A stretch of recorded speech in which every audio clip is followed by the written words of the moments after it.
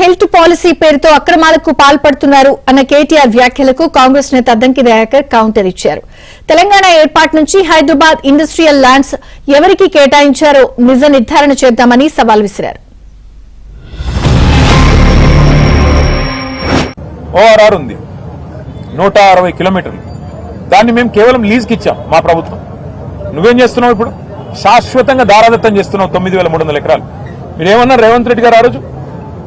1,00,000 కోట్ల ORR ఇచ్చేసినారన్నారు. మేము లీజ్కి ఇచ్చినాం స్వామి, అది మళ్ళీ వస్తుంది. లీజుకు పోయింది మళ్ళీ ఇంకొక వస్తుంది. నువ్వేం చేస్తున్నావు? 5 లక్షల కోట్ల విలువ చేసే ఆస్తిని ప్రైవేట్ వాళ్ళకు శాశ్వతంగా రాసిస్తున్నావు.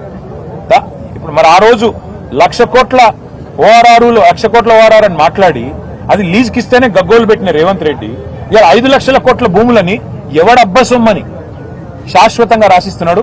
ఎవడి ప్రయోజనాల కోసం రాసిస్తున్నాడు?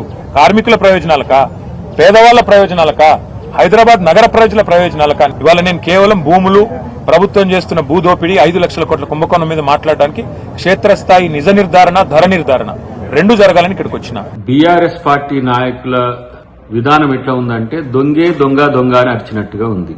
ఇలా కేటీఆర్ అయినా హరీష్ రావు అయినా పారిశ్రామిక వాడలకు కేటాయించిన భూములను రెసిడెన్షియల్ గా కన్వర్జన్ చేసుకొని వందలాది ఎకరాలు బీఆర్ఎస్ ఎమ్మెల్యేలకు, మాజీ ఎమ్మెల్యేలకు, బినామీలకు కట్టబెట్టి ఈరోజు వాటిని సమర్థవంతంగా వినియోగించేందుకు ఒక జీవోని తీసుకొస్తే పెద్ద ఎత్తున దుమారం రేపుతూ ఆయా ప్రాంతాల్లో పోయి వాళ్ళు చేస్తున్న రాద్ధాంతం చూస్తే చాలా విచిత్రం అనిపిస్తుంది. ఇప్పుడు హిల్ట్ పాలసీ వచ్చింది, ఇది ప్రభుత్వము ఏదో దాంట్లో స్కామ్ చేస్తుందని చెప్పి చేయడం ఎందుకంటే ఒకవేళ కనుక ఇవి బయటపడితే వాళ్ళ డ్రామా ఎక్కడ బయటపడుతుందో అనే ఉద్దేశంతో వాళ్ళు ఇలాంటి రాద్ధాంతం చేస్తున్నారు. ఏ వేదిక మీదైనా ప్రభుత్వం తీసుకొచ్చిన జీవోను చర్చించడానికి సిద్ధంగా ఉన్నాం.